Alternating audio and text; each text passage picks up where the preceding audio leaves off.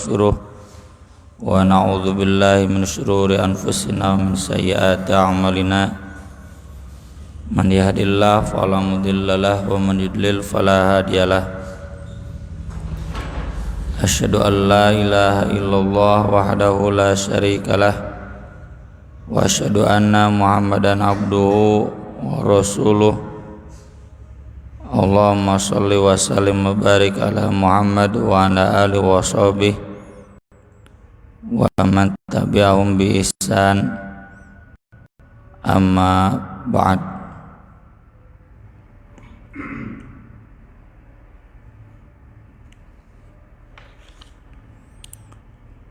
Masih melanjutkan tentang fadilah Abu Bakar As-Siddiq. Hadisnya dari Abdullah bin Umar radhiyallahu anhuma, qala Rasulullah sallallahu alaihi wasallam, man jarra, siapa yang menarik, ngagugusur, thaubahu, pakaiannya, maksudnya ujung pakaiannya, sarung, celana panjang, khuyala, karena sombong, lam yanzurillah, Allah tidak akan melihat, ilaihi, kepadanya, yaumal qiyamah, pada hari kiamat. Maksud tidak akan melihat di surat Al-Imran dijelaskan, wala yukallimuhumullah, tidak akan diajak berbicara, wala yuzakkihim, dan tidak akan dibersihkan dosanya, walahum adzabun alim, dan akan mendapatkan siksaan yang pedih. Faqala Abu Bakrin, lalu Abu Bakar berkata, inna ahada syaqqai thawbi yastarhi, sesungguhnya salah satu dua ikatan bajuku melorot, merosot, ya. Mungkin karena karetnya sudah kendor, ya. Illa an ata'ahada dzalika minhu, kecuali kalau aku ingat untuk memegangnya. Tapi kalau sedang lengah, tidak memegangnya, pasti melorot. Faqala Rasulullah sallallahu alaihi wasallam, Rasulullah sallallahu alaihi wasallam bersabda, innaka lasta tasna'u dzalika khuyala, sungguh kamu tidak termasuk yang melakukan itu karena sombong. Kalau kita buka fikih tentang hadis ini, juga hadis-hadis lainnya, saya tidak menemukan seorang penjelasan ulama pun yang pendekatannya kontekstual. Meski bukan berarti yang menjelaskan mendekati dengan pendekatan kontekstual kemudian salah.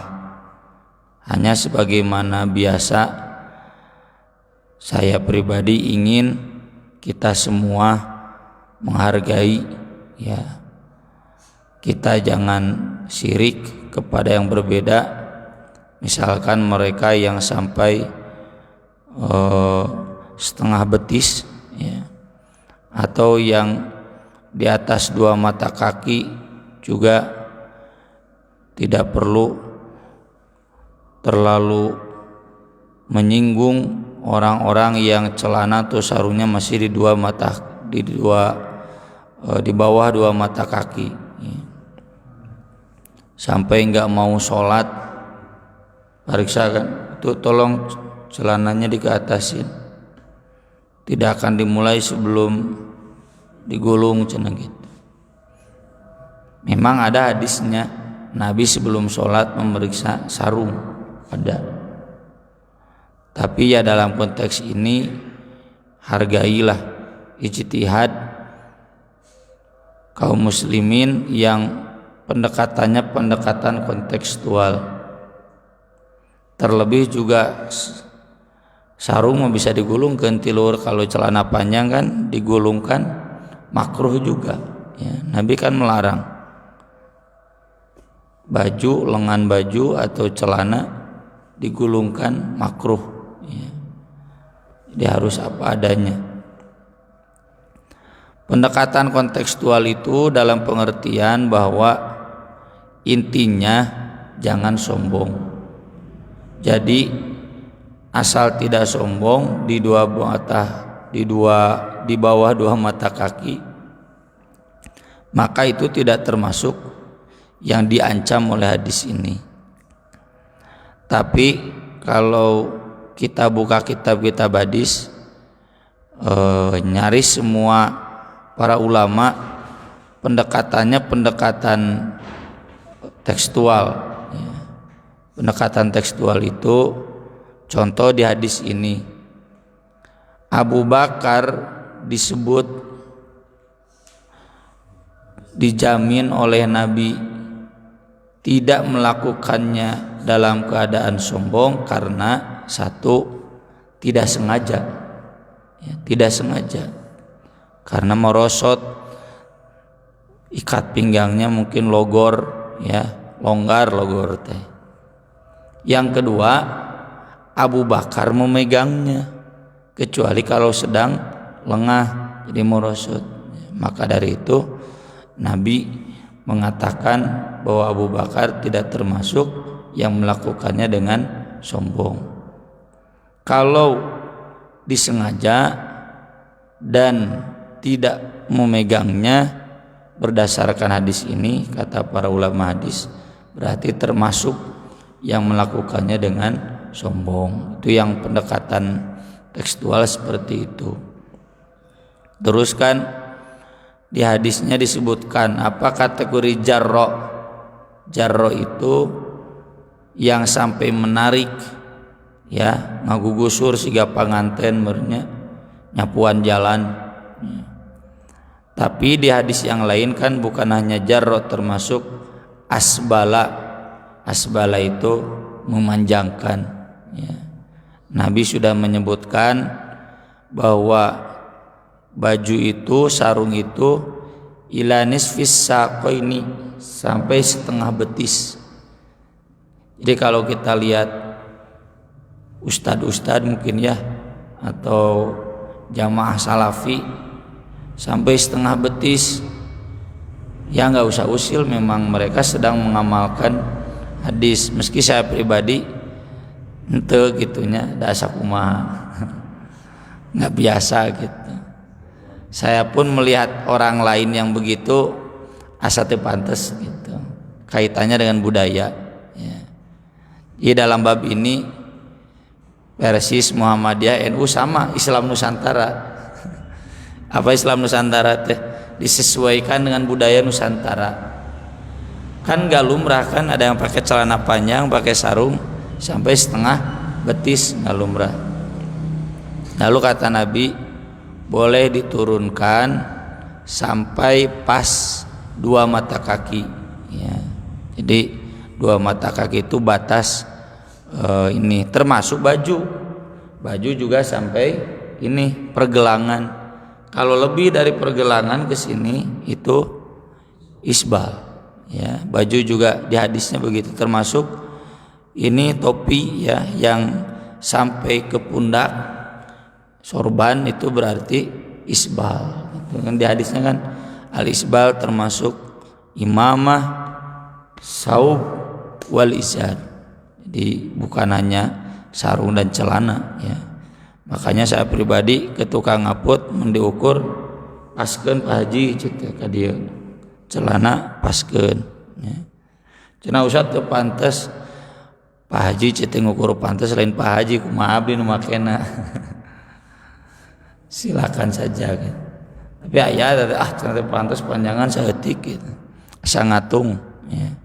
yaitu ijtihad lah masing-masing.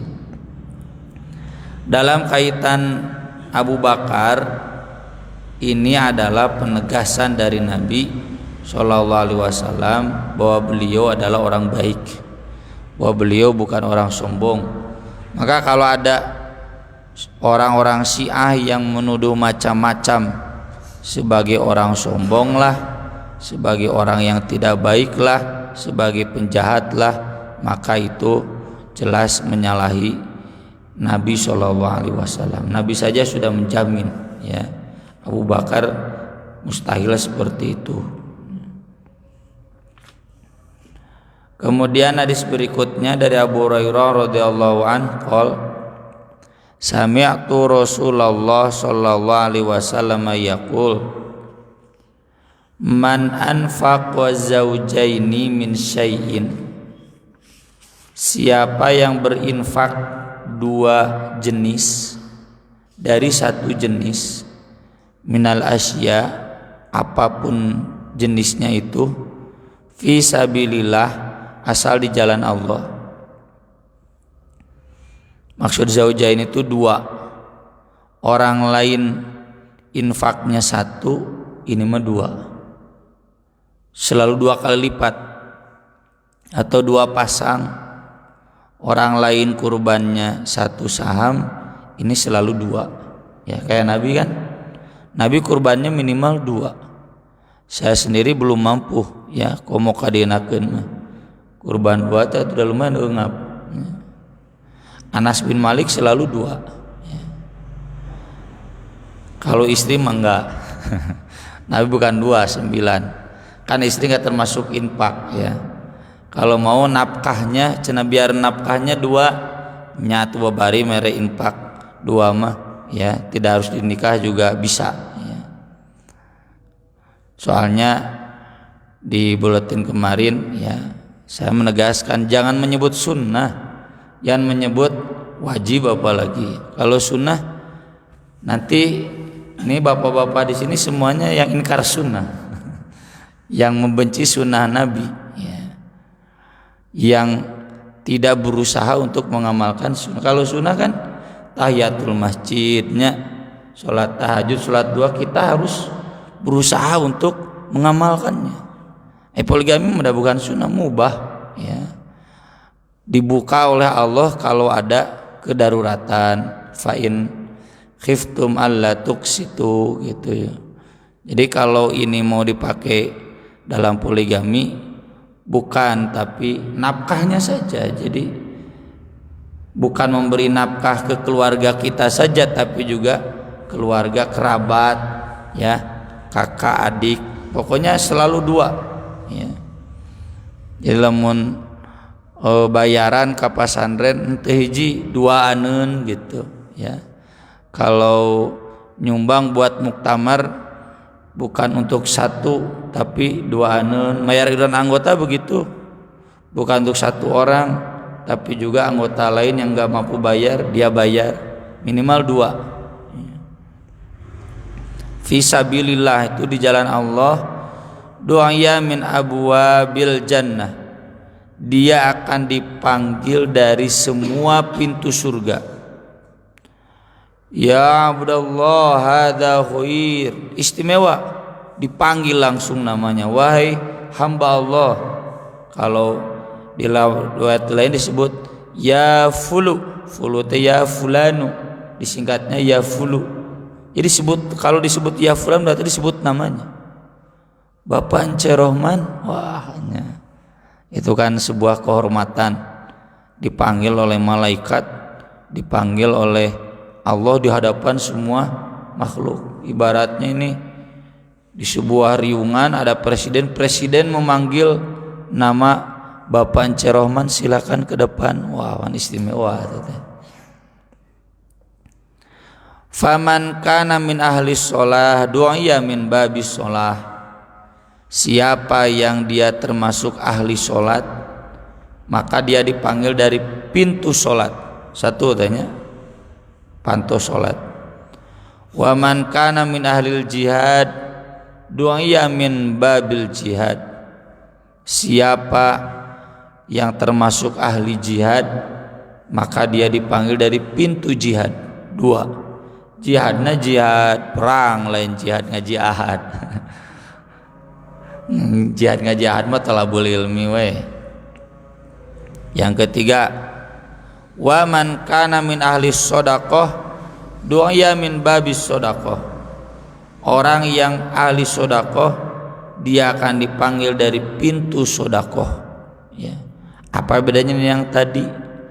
Yang tadi mah dia selalu dua, ini mah biasa-biasa saja.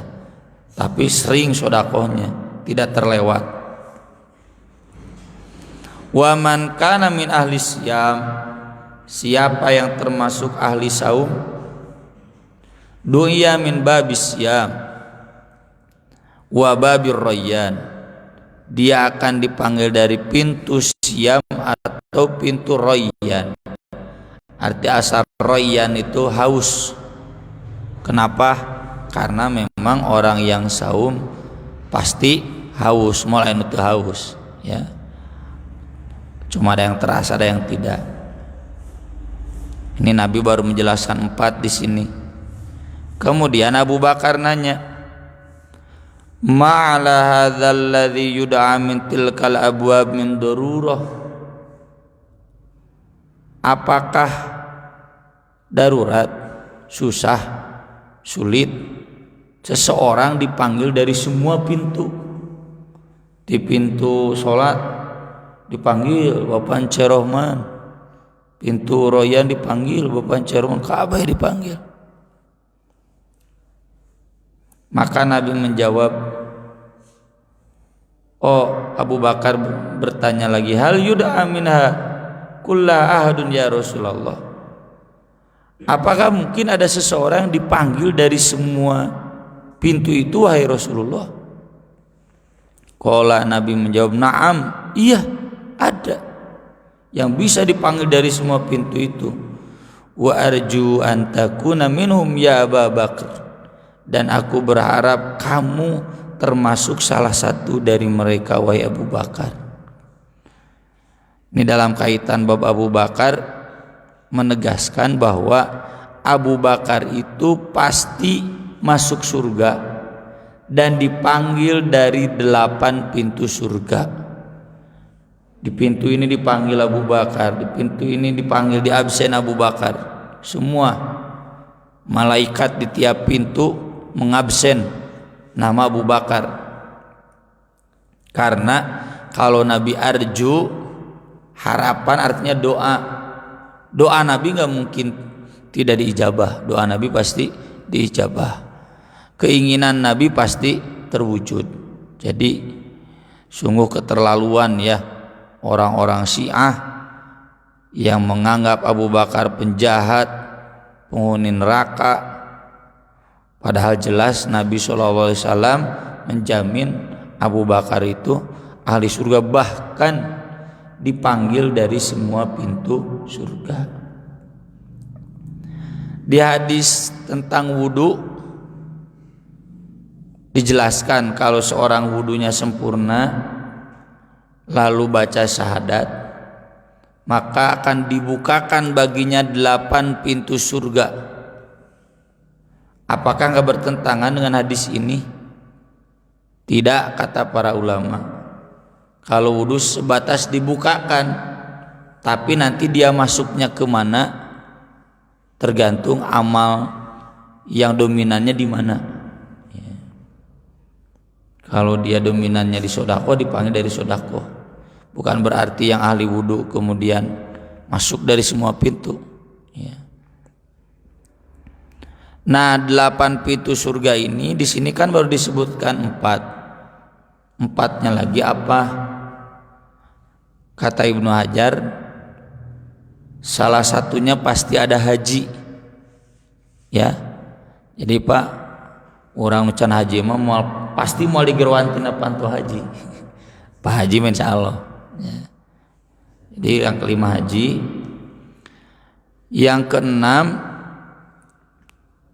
ini yang disebutkan dalam riwayat lain, babul kadhiminal ghaidha wal 'afina 'anin nas. Pintu khusus untuk orang-orang yang bisa menahan amarahnya dan mengampuni orang lain yang bersalah kepadanya. Mana patlot nanti ayat itu kecerian. Oh ini ada dalam riwayat Ahmad ketika Nabi bersabda, ada satu pintu di surga, baban fil jannah la yadkhuluhu illa man afa an madlamatin, kecuali orang yang mampu memaafkan orang yang dolim kepada dia. Jadi kan ada ya karakter orang itu yang memang pemaaf, ada yang memang selalu hitungan, nggak bisa hitungan. Ada orang udahlah maafkan saja, semoga menjadi pahala buat kita. Nah itu pasti jadi pahala. Kita menahan amarah, bahkan memaafkan orang yang bersalah kepada kita, itu nanti ada satu pintu surga yang khusus. Ini pintu yang keenam. Kemudian pintu berikutnya ini ada dalam riwayat Tirmidzi, antara pintu zikir atau pintu ilmu. Karena kan sama ya, majelis ilmu, majelis zikir itu juga ya. Orang yang berilmu pasti banyak zikir kan di Al-Qur'an. Ulul albab itu yatafakkaruna fi khalqis samawati wal ard yadhkurunallaha qiyamau wa qu'udan. Satu paket, enggak mungkin zikir ini saja ininya kosong, ini penuh, ini kosong, enggak bisa. Satu paket zikir dan ilmu itu dalam Islam. Enggak bisa ilmu saja tanpa iman, tidak bisa iman saja tanpa ilmu ya.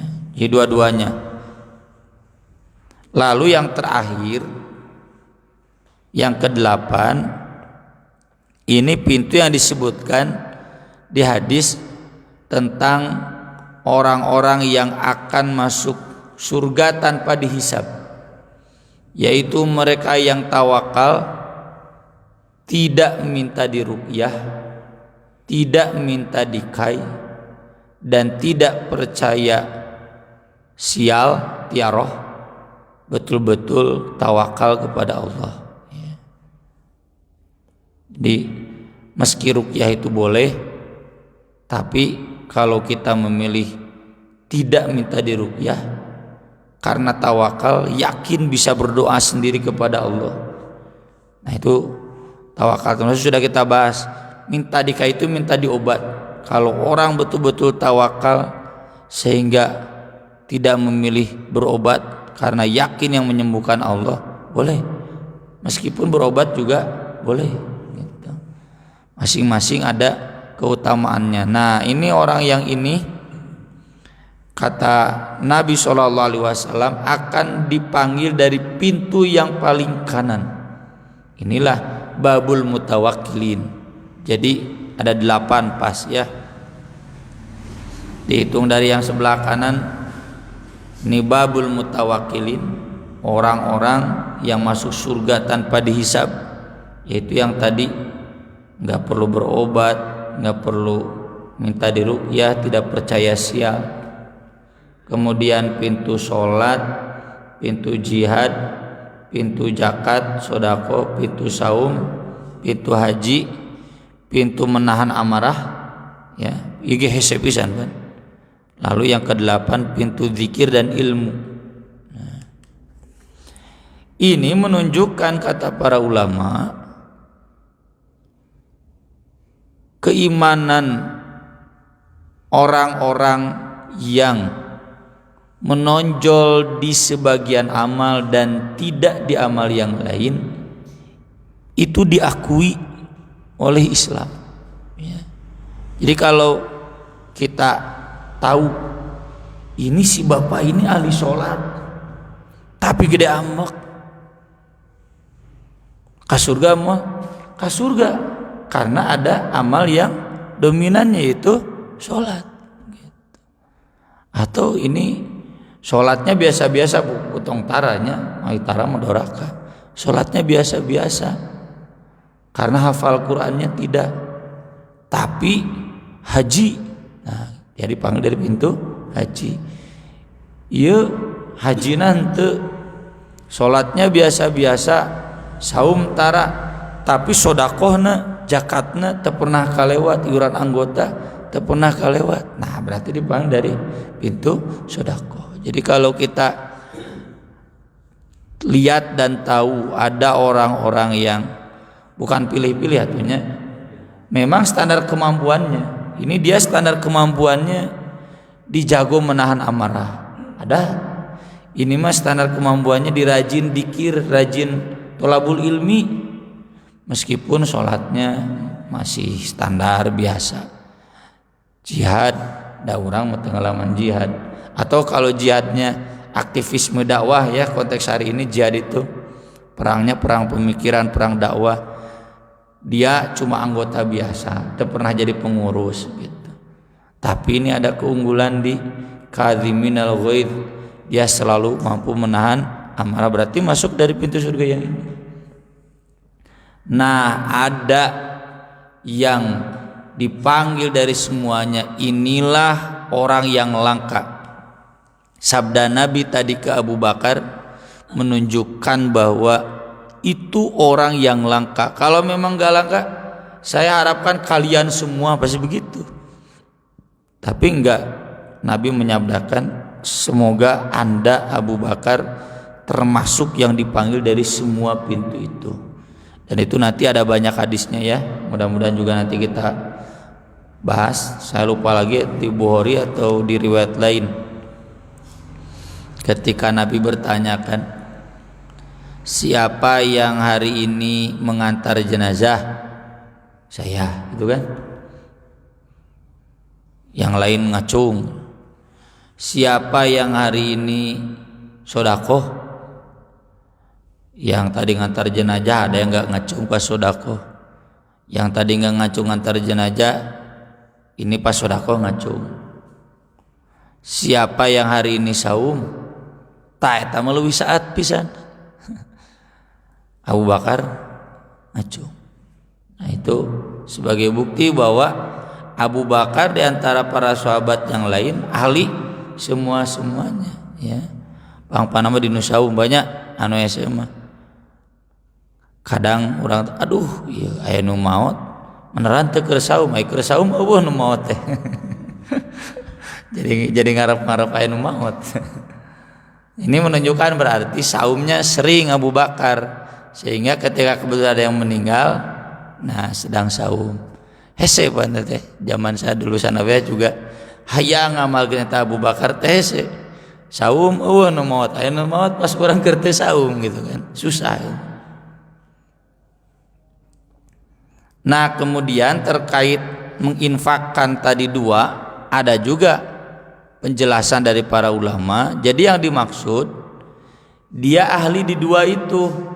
Dia ahli sholat juga ahli zakat, dan ahlinya itu sampai menginfakkan. Di sini Ibnu Hajar mencontohkan, kalau infak sholat bagaimana? Infak sholat berarti dia infak karpet, sajadah, baju untuk sholat, mushaf Quran, kan kaitannya dengan sholat. Kalau infak saum jelas, infak haji jelasnya ngasih ongkos, ngasih buka. Infak jihad jelas, ngasih kendaraan, ngasih bekal ya buat yang berjihad. Nah, infak menahan amarah bagaimana? Infak menahan amarah itu berarti dia nyumbang, banyak memberi kepada orang-orang yang punya akhlak seperti itu. Ya, jadi ada pemahaman para ulama, anfaq wa zaujaini di sini dia berinfak dalam dua pasang amal ini dan rutin infaknya itu. Ya.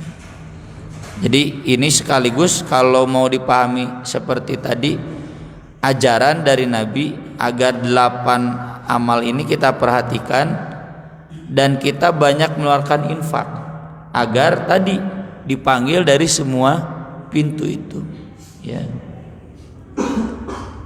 Cuma yang paling dominan sebagaimana tadi dijelaskan oleh Imam An-Nawawi itu mengutip dari Al-Qadhi Iyad, anfaqa zaujaini itu dia berinfaknya selalu 2 kali lipat, selalu untuk 2 orang, pokoknya selalu lebih dari yang lain, senilai 2 orang yang biasa dalam setiap kesempatannya. Nah inilah yang nanti akan diseru dari semua pintu surga ya.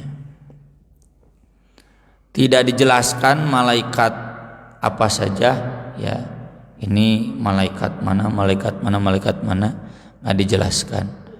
Kalau pintu neraka ada 7 ya di surat Al-Hijr, laha sab'atu abwab likulli babim minhum juz'um maksum. Masing-masing pintunya sudah ada bagiannya. Saya belum menemukan keterangan meureun aya pintu jinahnya, pintu korupsi, pintu ngalegalkeun mirasnya, meureun aya gitu. Kemudian penjaganya ada 11, alaiha tis'ata asyar. Itu kan yang jadi bahan tertawaan Abu Jahal, Abu Lahab. 11 orang cenah malaikat pengajaga neraka babari kabur atuh cenah gitu. Alaiha tis'ata asyar. Lalu kata Allah, wa ma ja'alna ashaban nari illa malaikah. Hati-hati jangan menganggap itu manusia, bisa malaikat. Khiladun syidadul la ya'sunallaha ma amarum, yang gagah boro-boro bisa kabur ya. Jadi itu ngagambarkeun juga penjara di Indonesia atau di film ya, bapari kabur teh gitu. Ini malaikat-malaikat yang gagah. Dan berarti kalau ada malaikat penjaga pintu surga ya ini ada di 8 tempat ini. Cukup mungkin untuk kajian pagi ini, semoga bermanfaat. Barangkali ada yang mau ditanyakan, saya persilahkan. Ini sepele juga. Ini dari mengatakan bahwa kalau dalam baju ini sepele memang itu.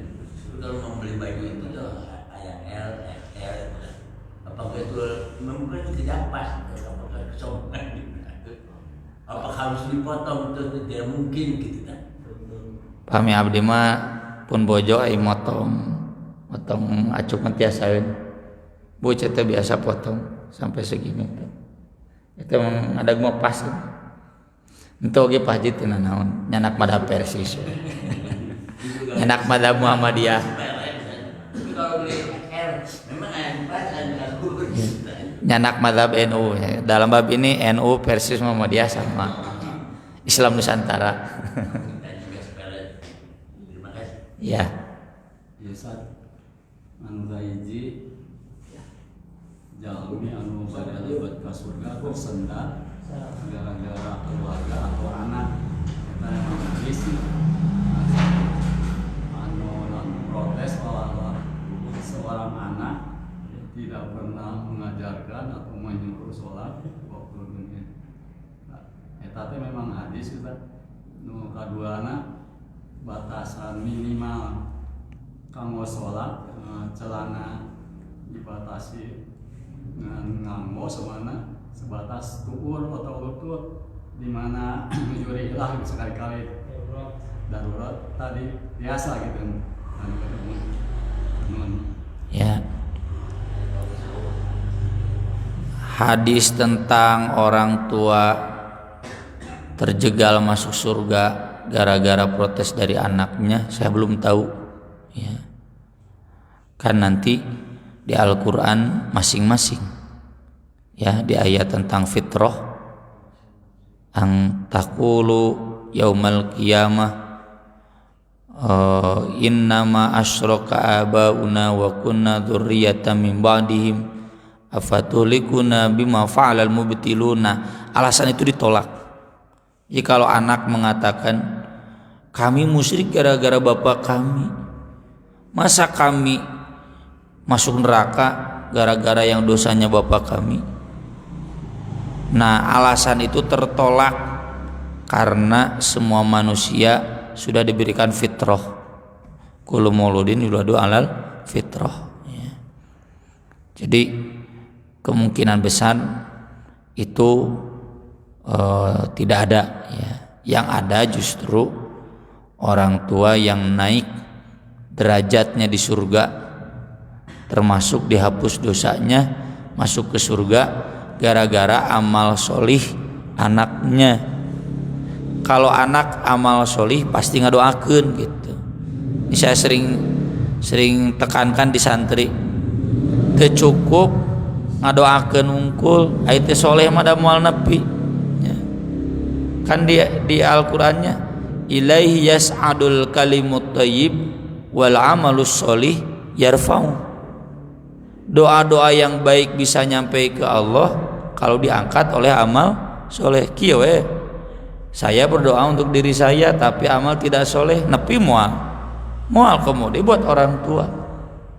Makanya di hadisnya waladin solihin yad'ulahu gitu. Jadi karena solehnya, makanya saya bilang ke anak-anak terutama yang yatim ya di pesantren, nyanyah kasih bapak kasih emak sok soleh, dan ngadoakeun unggul itu soleh mah moal nepi sing soleh agar kemudian jadi sampai. Nah itu jariah kan, dianya sudah meninggal tapi amalnya terus mengalir, terus jadi seperti dia sholat, seperti dia saum padahal dia sudah meninggal. Nah itu ada hadisnya. Orang tua nanya ke malaikat, kenapa kami seperti ini? Kami merasa gak layak seperti ini. Jawaban malaikat, bistighfari waladika laka. Ini berkat istighfar anakmu untukmu ya. Ini makanya kalau orang tua menyadari betapa berharganya ini kan lebih berharga dari kekayaan ya. Kekayaan yang ditumpuk-tumpuk mau nyalametkeun urang da beak jadi waris tidak akan sampai ke kita. Yang jadi kekayaan tuh kekayaan yang disodakoh jariahkan, ilmu yang diajarkan, dan anak soleh ya, anak soleh mah seolah-olah semua pasti punya ya. Bagaimana kita mengingatkan agar anak kita soleh dan mendoakan. Jadi kalau masalah tidak diajar, Nabi juga tidak diajari oleh orang tuanya ya. Abu Bakar tidak diajari oleh orang tuanya. Tidak dalam posisi saling menyalahkan lah. Di hari kiamat mah kan la yajzi walidun aw waladihi wala mauludun huwa jazin aw walidihi syai'a. Anak tidak bisa menyalahkan orang tua tidak bisa menyalahkan anak. Sebaliknya, anak tidak bisa menyelamatkan orang tua tidak bisa menyelamatkan anak, kecuali tadi lewat doa yang anak yang soleh. Yang kedua terkait celana sampai lutut kalau sedang rihlah, kalau jumhur ulama itu mengatakan bahwa paha itu aurat ya, tapi Imam Bukhari mengatakan tidak. Kenapa tidak? Nabi pernah berkuda disingsatkannya sarungnya sampai kelihatan pahanya ya. Anas bin Malik pernah dibonceng oleh Nabi dan saat itu Nabi berkuda ya, terbuka pahanya. Atau Nabi pernah menunggu di sumur mata air, saat itu ada Abu Bakar, Nabi sedang terlihat pahanya. Ada Umar, Nabi terlihat pahanya. Tapi pas ada Utsman, Nabi turunkan ya, karena Utsman orangnya pemalu, nggak mau kalau Nabi begitu, Utsman nggak mau masuk gitu. Nah itu jadi menunjukkan bahwa paha tidak masuk aurat, tapi kata para ulama jumhur sebaiknya ditutup gitu. Jadi kalau kita tidak sengaja darurat nggak apa-apa pakai fikih yang Imam Bukhari ya. Cuma sebaiknya seperti saya kalau main bal nggak pernah pakai kolor yang pendek, pasti pakai yang panjang saja. Badminton gitu sebaiknya gitu. Meski yang pakai pendek juga tadi berarti ambil fikih Imam Bukhari, auratnya tidak cuma sebaiknya. Sebaiknya itu kan menghindari syubhat ya. Ketika ada dua pendapat, paha aurat atau tidak, lalu jumhur ulama mengatakan aurat, Imam Bukhari tidak, ya amannya kan ditutup gitu. Maksud sebaiknya itu. Meski kalau terbuka pun itu tidak termasuk dosa karena ada fatwa ulama yang mengatakan tidak berdasarkan hadis-hadis tadi. Dan hadis-hadis tadi dipahami oleh jumhur ulama pengecualian khusus Rasul ya, karena di hadis yang lain Nabi menganjurkan agar paha laki-laki itu ditutup. Jadi kalau sampai lutut atau di bawah lutut aman insyaallah ya. Iya. Kita kaitannya dengan sholat, aurat itu. Aurat laki-laki itu kaitannya dengan sholat. Dari mandi mata kudu. Mandi mata kudu. Ya. Tekaplahnya atur nuhun kana perhatosan. Aqulu qouli hadza wa astaghfirullah li wa lakum rabbana atina fid dunya hasanah wa fil akhirati hasanah wa qina adzabannar. Subhanakallahumma bihamdik asyhadu an la ilaha illa anta astaghfiruka wa atubu ilaik. Wassalatu wassalamu ala rasulil karim. Wassalamu alaikum warahmatullahi wabarakatuh.